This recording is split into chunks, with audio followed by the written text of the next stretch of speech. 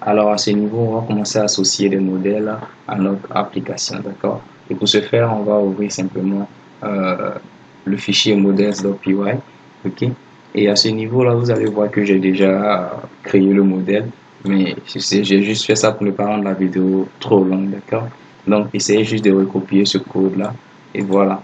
Je vais essayer juste de vous expliquer ce que ça signifie. Ici, on voit que on a classe post, ok, et il hérite de modeste.modèle. Et voilà, disons le premier champ de cette table-là est titre. Ici, j'ai mis en anglais title. Ok, on voit que il est égal à models.characterfield et prend pour paramètre max length égal à 250.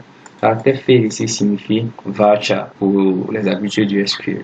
Et donc, ce champ aura pour nom titre, donc title, et il sera de type varchar et de longueur maximale 250. Ok. Puis on a le slug. Pour ceux qui ne savent pas ce que c'est qu'un slug, c'est juste quelque chose qui va nous permettre de créer des URL un peu plus propres, si on peut le dire ainsi. Et voilà, on construit des slugs simplement avec des hyphens, des underscores, des nombres et comment dire, des lettres. Voilà. Et voilà. Ici, ils seront créés de manière unique par rapport à la date de publication. Ok. C'est pour ça que j'ai utilisé ici unique for date publish. Ok. Lui, c'est le nom d'un champ. Voici le champ ici, d'accord.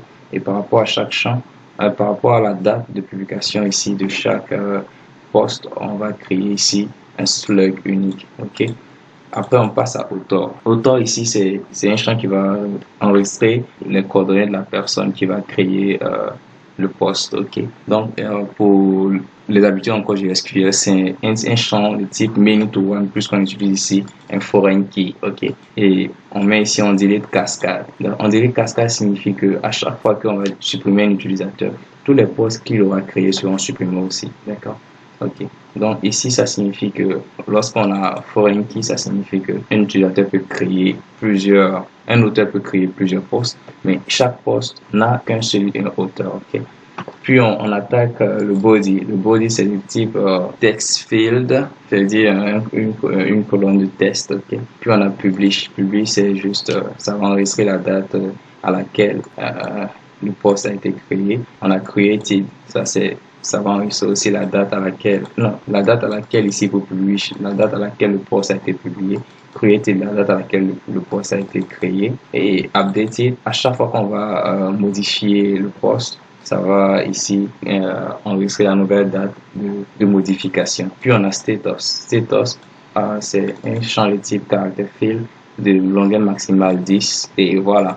Choice, ici vous voyez, j'espère en tout cas que vous n'êtes pas perdu parce que ça c'est du Python pur. Hein, voilà.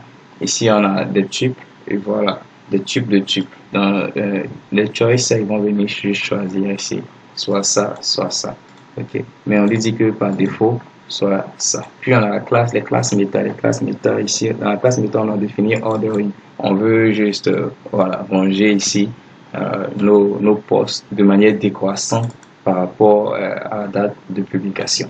Ok. Pourquoi je dis de manière décroissante? À cause ici, moins qui est juste avant le publish qui est ici. S'il est là ici, on enlève ici, ça signifie de manière croissante. Donc, si on le met ici, ça signifie de manière décroissante. Ok. Voilà. Puis, on a str, c'est juste la fonction qui va nous permettre de représenter nos objets pour qu'on puisse vraiment savoir qu'est-ce qui est enregistré. Ici, on lui demande simplement de retenir le type de chaque objet. Ok. Voilà. Donc, les gars, n'oubliez pas de souscrire, de vous abonner, d'aimer la vidéo, si possible, de partager.